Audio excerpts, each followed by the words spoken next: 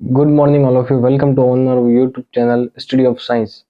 जैसा कि हम जानते हैं कि हमारा संधारित्र टॉपिक खत्म हो चुका है। अब लास्ट है जो कि है हम समांतर क्रम संयोजन और श्रेणी क्रम संयोजन संधारित्रों का हम पढ़ चुके थे। अब हम पढ़ेंगे संधारित्रों के उपयोग। संधारित्रों के उपयोग कहाँ कहाँ होते हैं। सबसे पहले तो ऊर्जा के संचायक के रूप में। संचायक यानी जो ऊर्जा को संचित करके रख सकता है। संधारित्र एक ऐसा उपकरण है जो ऊर्जा को संचित करके रख सकता है।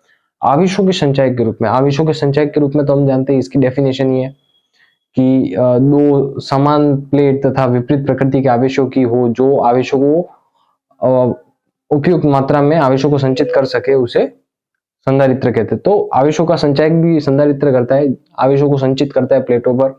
विद्युत उपकरण में भी संधारित्र का उपयोग किया जाता है। आप प्रैक्टिकल में देखते होंगे, इलेक्ट्रॉनिक्स के रूप में भी किया जाता है। तो ये 4 पॉइंट है संधारित्रों के उपयोग, आप ये नोट कर लीजिए। उसके बाद हम बढ़ते हैं क्वेश्चंस की तरफ कि क्वेश्चंस कैसे पूछे जाते हैं श्रेणी क्रम संयोजन और समांतर क्रम संयोजन के ऊपर। एक बार आप ये नोट कर लीजिए।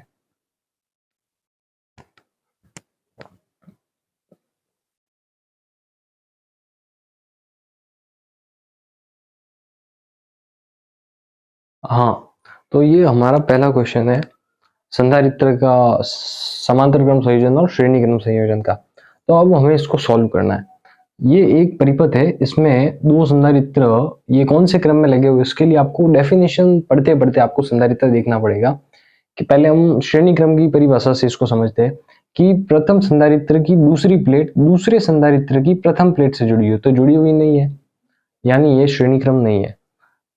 प्रथम संधारित्र की, अब हम समांतर क्रम की परिभाषा पढ़ेंगे। प्रथम संधारित्र तथा द्वितीय संधारित्र यानी सभी संधारित्रों की प्रथम प्लेट ए बिंदु से तथा द्वितीय प्लेट बी बिंदु से जुड़ी हो, तो ये समांतर क्रम संयोजन का है क्वेश्चन। और समांतर क्रम संयोजन हम कैसे निकालते हैं? समांतर क्रम संयोजन को लिखते हैं किस प्रकार से हम, Cp equals to C1 plus C2। ये हमारा C1 हो गया, ये हमारा C2 हो गया। तो Cp इक्वल्स टू, समांतर क्रम संयोजन को ऐसे ही सॉल्व करते हैं तो हमारे पास आ जाएगा 10 plus 20। Cp equals to 30 microfarad, mu F यानी माइक्रोफेरेड। जो म्यू है उसकी वैल्यू होती है 10 टू पावर माइनस 6। ओके, तो 30 म्यू एफ ये हमारा आ गया। ये अब हमारा डायग्राम कैसा बन गया है,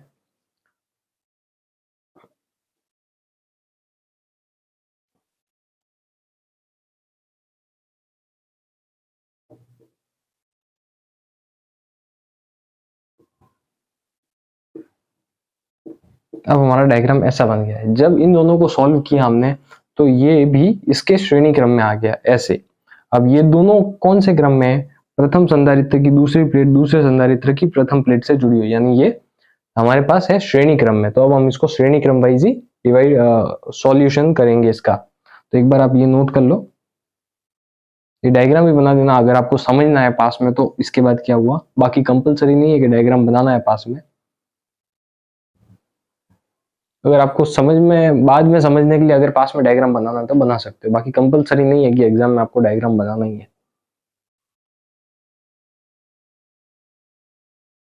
हाँ, तो अब हमारा डायग्राम ऐसा बन चुका है। अब ये है श्रेणी क्रम में। श्रेणी क्रम में ऐसे हम कैसे सॉल्व करते हैं, C S equals to 1 upon C1 plus 1 upon C2, यही था हमारा फॉर्मूला। तो अब हम यहाँ से रख देंगे value C S equals to 1 upon 30 plus 1 upon 30। अब इसको सॉल्व करेंगे तो C S equals to 2 upon 30 equals to 1 upon, sorry यहाँ पर 1 अपॉन सी एस आएगा।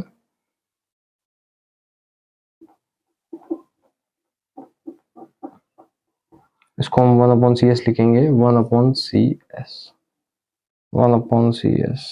जब ये व्युत्क्रम में आ रहे तो ये भी व्युत्क्रम में आएगा, 1 अपॉन सी एस आ गया, 1 अपॉन 15। अब इसको हम पलट देंगे तो हमारे पास जो सी एस की वैल्यू हो जाएगी सी एस इक्वल्स टू 15। ये ऐसे है, ये भी ऐसे है, इसको पलट दिया तो सी एस इक्वल्स टू 15 हो गया। तो ये हमारा फाइनल आंसर है, जो कि तुल्य धारिता होगी P व N के मध्य तुल्य धारिता होगी, वो होगी 15। तो ये हमारा फाइनल आंसर है। ये क्वेश्चन आप नोट कर लो, बहुत ही इजी क्वेश्चन है, इस टाइप के क्वेश्चन पूछे जाते हैं एग्जाम में, बोर्ड एग्जाम में।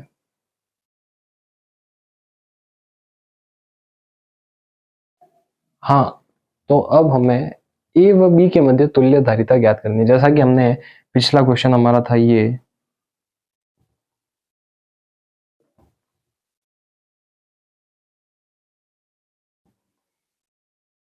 हमारा क्वेश्चन था पिछला।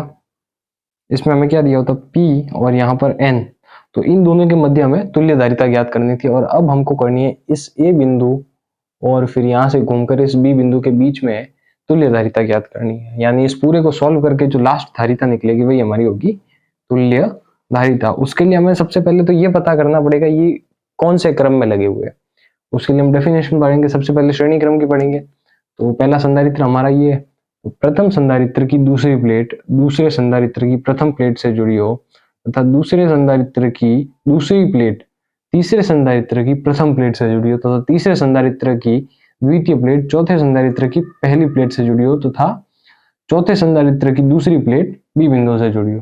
तो ये हमारा श्रेणी क्रम हमको क्लियर दिख रहा है। श्रेणी क्रम में क्या करते हैं हम, और सब 1 माइक्रोफेरेड 1 माइक्रोफेरेड 1 माइक्रोफेरेड 1 माइक्रोफेरेड और 1 माइक्रोफेरेड सबकी वैल्यू, सब संधारित्रों की धारिता जो है 1 माइक्रोफेरेड है। तो श्रेणी क्रम का सूत्र लगा देंगे हम, 1 upon C S equals to 1 upon C one plus 1 upon C two plus 1 upon C three plus 1 upon C four.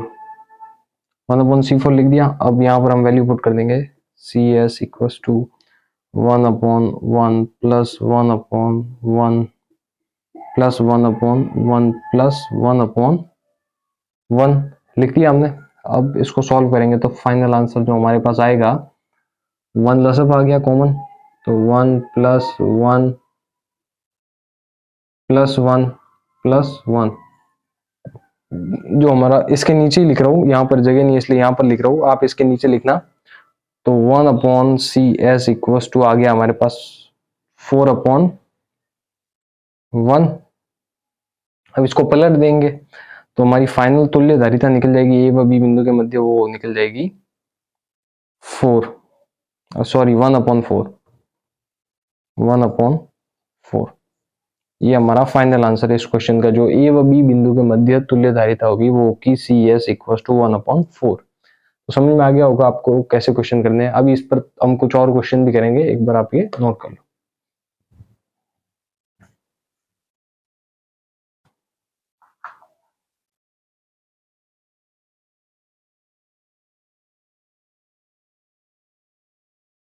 हाँ, तो हमारा नेक्स्ट क्वेश्चन है कि ए व बी बिंदु के मध्य हमको तुल्य धारिता ज्ञात करनी है। यहाँ पर एक संधारित्र दिया हुआ है 1 माइक्रोफेरेड का, जिसकी धारिता है 1 माइक्रोफेरेड। यहाँ पर दो संधारित्र दिए हुए, ये भी 1 माइक्रोफेरेड का है और ये भी 1 माइक्रोफेरेड का है।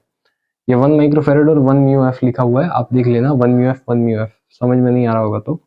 यहाँ पर तीन संधारित्र दिए हुए 1 2 और 3, तीनों 1 माइक्रोफेरेड 1 माइक्रोफेरेड और माइक्रोफेरेड के, यानी जितने भी संधारित्र दिए सबकी धारिता है 1 माइक्रोफेरेड है। तो अब हम इसको सॉल्व कैसे करेंगे। पहला संधारित्र तो ऐसा का ऐसा ही है, ये एक ही है इसलिए इसको सॉल्व नहीं करेंगे। यहाँ पर दो है इसलिए इसको सॉल्व करेंगे। तो ये कौन से क्रम में है, ये श्रेणी क्रम में। हमको पता प्रथम संधारित्र की दूसरी प्लेट दूसरे संधारित्र की प्रथम प्लेट से जुड़ी हुई है, तो ये श्रेणी क्रम में है। यानी अब इसको हम सॉल्व करते हैं। तो 1 upon C S equals to 1 upon C one plus 1 upon C two. हम दूसरी वाली लाइन को सॉल्व कर रहे हैं जहां पर 1 म्यू एफ के दो संधारित्र है। तो 1 upon C S equals to 1 upon 1 plus 1 upon 1। तो 1 upon C S equals to 2 upon 1। तो हमारे पास फाइनल आंसर क्या आया, C S equals to 1 upon 2।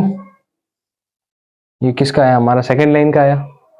अब हम निकालेंगे हमारी थर्ड वाली लाइन का। इसको इसके नीचे ही करना, मेरे पास जगह नहीं इसलिए मैं पास में कर रहा हूँ। इस डेरिवेशन के नीचे ही तीसरी वाली लाइन की डेरिवेशन सॉल्व करना। तो इसको भी हम निकालेंगे 1 अपॉन सी एस से ही निकालेंगे।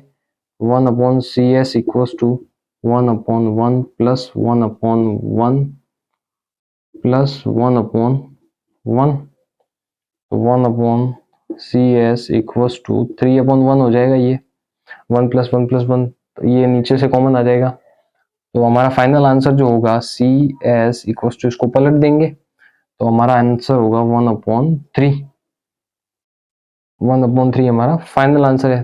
तो अब हमारे पास डायग्राम कैसा बचा है, इसके आगे अभी तुल्य धारिता पूरी नहीं निकली है, अभी इन तीनों को भी सॉल्व करना बाकी है। तो अब हमारे पास डायग्राम बचा है ऐसा।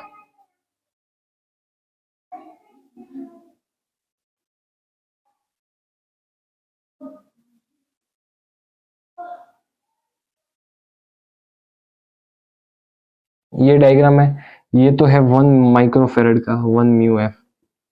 इसको जब हमने सॉल्व किया तो हमारे पास ये कितना आया, सी एस इक्वल टू 1/2। तो इसकी धारिता कितनी हुई, 1/2 माइक्रो फेरेड 1/2 म्यू एफ। इसकी धारिता कितनी है हमारे पास 1/3। ये तीसरी लाइन है, तो 1/3 म्यू एफ। यहाँ पर जगह नहीं है, यहाँ पर मैं लिख रहा हूँ 1/3 म्यू एफ।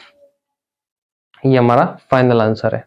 फाइनल आंसर नहीं है, इसके बाद हम इसको सॉल्व करेंगे। अब ये तीनों जो है हमारे पास समांतर क्रम में आ गए हैं। ये देखो, प्रथम संधारित्र की, तीनों संधारित्र की प्रथम प्लेट ए बिंदु से जुड़ी है, तीनों संधारित्रों की दूसरी प्लेट बी बिंदु से जुड़ी है। यहाँ पर ए बिंदु है, यहाँ पर, और यहाँ पर बी बिंदु है।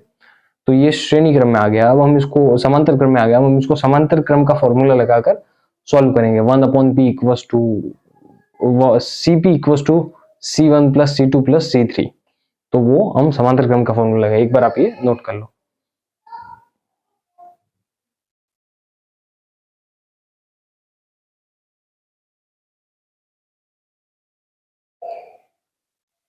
हाँ, तो अब श्रेणी क्रम तो हम सॉल्व कर चुके हैं, हमारे पास बचा है केवल समांतर क्रम।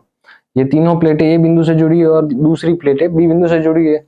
हमारे पास फाइनल आंसर निकालने के लिए हम समांतर क्रम का फॉर्मूला लगाएंगे, Cp equal to C1 plus C2 plus C3।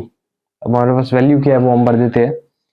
Cp equal to 1/1, पहले संधारित्र की तो वैल्यू 1 है, प्लस दूसरी है 1/2, प्लस तीसरी है 1/3। देन Cp इक्वल्स टू, हमारे पास जो एलसीएम आएगा 3 आएगा, 3 1, तो यहाँ पर 3 आ जाएगा, प्लस 3 नहीं, सॉरी, हमारे पास जो एलसीएम आएगा वो आएगा 6, एलसीएम 6 आएगा, यहाँ पर 6 आ जाएगा, प्लस 3 प्लस 2 आ गया। इतनी तो मैथ्स आती होगी आपको कि इसको सॉल्व कर सको। ये 1 है, आ गया। तो Cp इक्वल्स टू 6, 3 एंड 2, तो हो गया हमारे पास 11/6। 11/6 हमारा फाइनल आंसर है। तो हमारी डेरिवेशन यहाँ पे खत्म हो जाती है, और आगे की डेरिवेशन हम कल करेंगे। आगे के जो भी क्वेश्चन है वो हम कल करेंगे। आज ये हमारा फाइनल आंसर है इस क्वेश्चन का। जो तुल्य धारिता होगी ए व बी के मध्य वो होगी 11/6। इसको पलटेंगे नहीं क्योंकि ये व्युत्क्रम में नहीं है, ये एज इट इज है। तो ऐसे ही जुड़े हुए हमारे YouTube channel study of science के साथ। हमारे वीडियोस को ज्यादा से ज्यादा लाइक कीजिए, शेयर कीजिए, और आपको कुछ भी समझ में नहीं आता आप कमेंट कीजिए, हम आपको और अच्छे से समझाएंगे। Thank you, all the best. ये नोट कर लेना।